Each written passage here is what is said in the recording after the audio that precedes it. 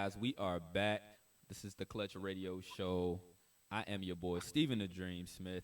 I have a very, very special guest on the line with me. He is a former Arkansas Razorback, drafted in the fifth round of the 2014 NFL Draft by the Jacksonville Jaguars. He has now moved on to the Cincinnati Houday Nation.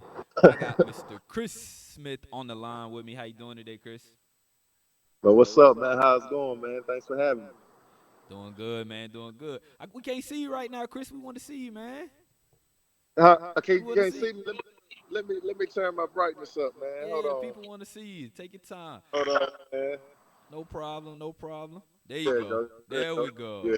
Now we got Chris Smith on the line with us, live on the Clutch. Chris, let me first start and ask you. You were drafted in 2014.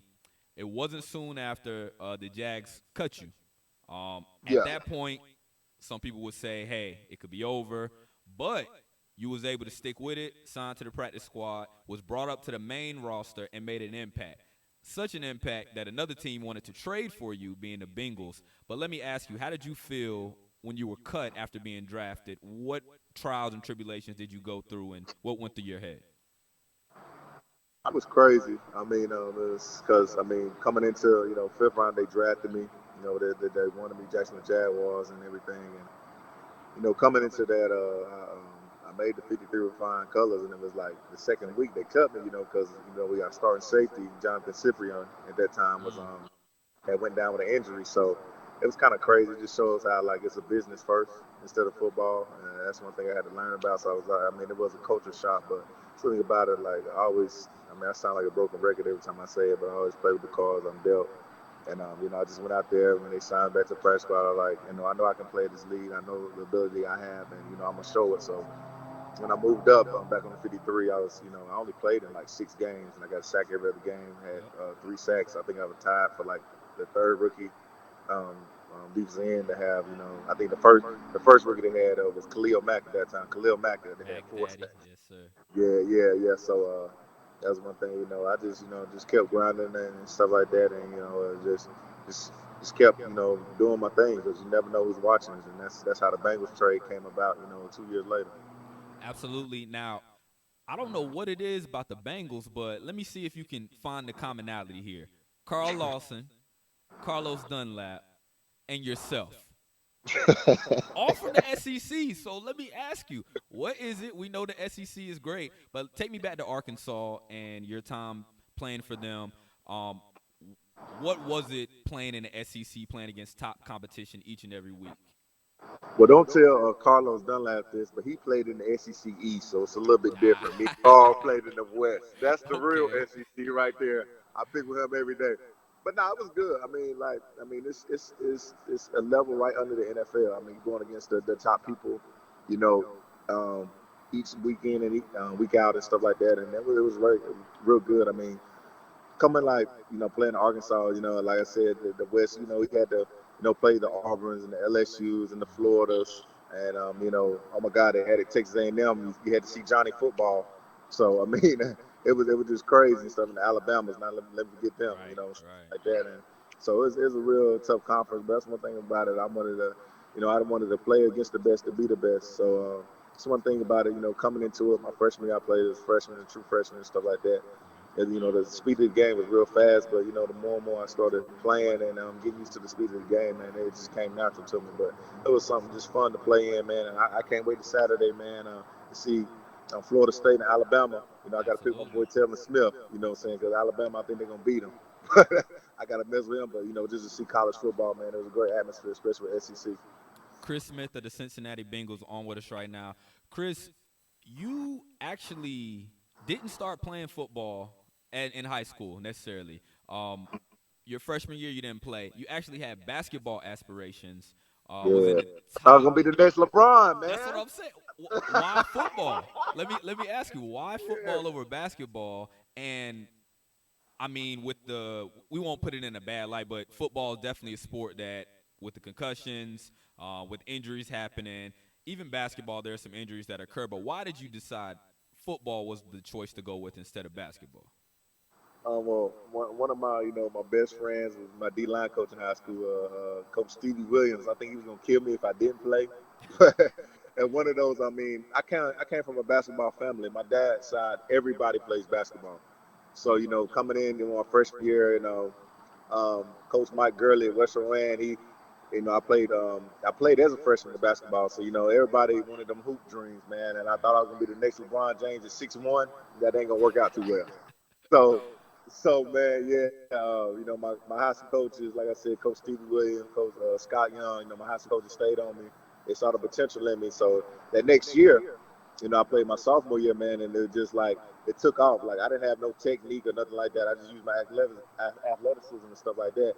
But I had played in middle school, whatever. I just missed that one year and things of that nature. So, man, I just used my athleticism and stuff like that, and it came out great for me. And coach is saying like, you can, it was we just talking about having college talk then, get a scholarship and stuff like that. Your college can be paid for, and I mean, I just kept working in it, took me to the next level to the NFL.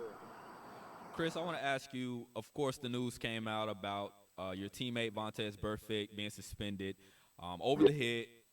I saw the hit. Questionable, I'd say, but again, of course, Vontez's past probably had something to do with it. Tell me something about Vontez that we don't get to see because he gets a bad rap. But tell me something you've seen in the time you've been with him that would show us a different light. Man, I mean, Vontez is a hell of a leader, man. He's one of those like I said before. I think they interviewed me at the game Sunday, man. He's one of those. He's the heartbeat of this team, the spirit. I mean, and the captain.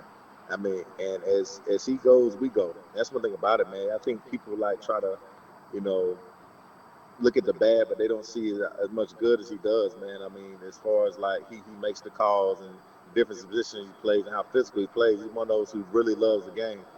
And as far as the hit, I seen the hit. I don't feel like it's that bad. I mean, but I feel like the lead is being a little bit hard on him. But hopefully, he can appeal it and they can lessen it down because I mean, at the end of the day, I mean, he's our captain, man, and we need him out there. So but if that is the case, worst case scenario that he does miss 5 games, I mean, we got to step up as a defense. We got a lot of young guys at linebacker.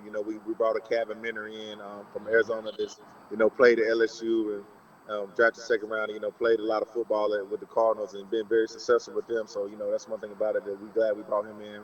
We got my boy Nick, number 59 that came from Utah State that's gonna step up. My boy Benny Ray, they can step up in his place too. So we all got to come together and stuff like that, to lift his spirits up and things like that, and hold it down until he gets back, if that's the case. But that's one of those about Tez, man, is one of the the captains of this team. So if that is the case, like I said, we're gonna have his back and move forward as a team. So when he gets back, he can just fall right in.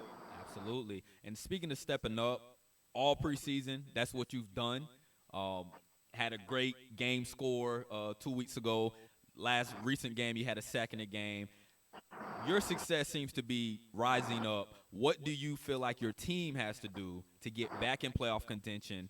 What was it? 4 straight years Andy Dalton took the team to the playoffs. I know AJ Green was hurt last year, but what do you feel like you and your position group has to do to improve that defensive sack ranking? I think you guys were ranked 19th last year. So what do you think you guys have to do? I think we just got to get at the quarterback with a 4-man rush. I mean, I